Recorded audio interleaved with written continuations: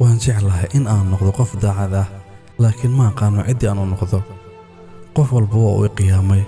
ilaa heer aan gaaro in aan nafteeda ka shakiyo ma nasiib ayaan ku guursadaa qof aan jeclahay anigoo aan wax kalsooni ah ku qabin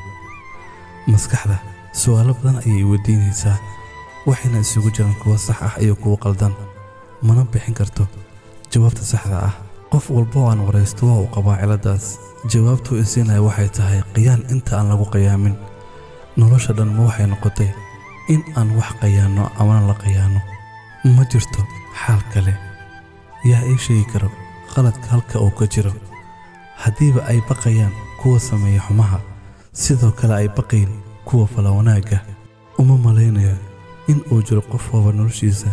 in uu haysto qof aan ka fogaanaynin waa baqdin ku dhamayso noloshaada sax waa xalka kaliya maanta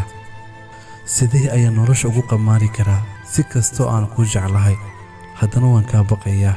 kuma fikirin in aan nacayo noloshayda laakiin waa la inaacsiiyey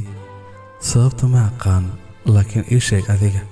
mar walba haddii lagu xumeeyo yaad aamini lahayd lahaw aqli doonta ama lahaw lacag doonta waad baqaysaa ma waxaan ka baqnaa inta aan nool nahay aaway nolosha saxda ah haddii uu jiro qof wax walba u soo kaca inuu qof xumeeyo asagoo awoodo in uu wanaajiyo bal maxay tahay waxa lagu tilmaami karo qofka noocaas ah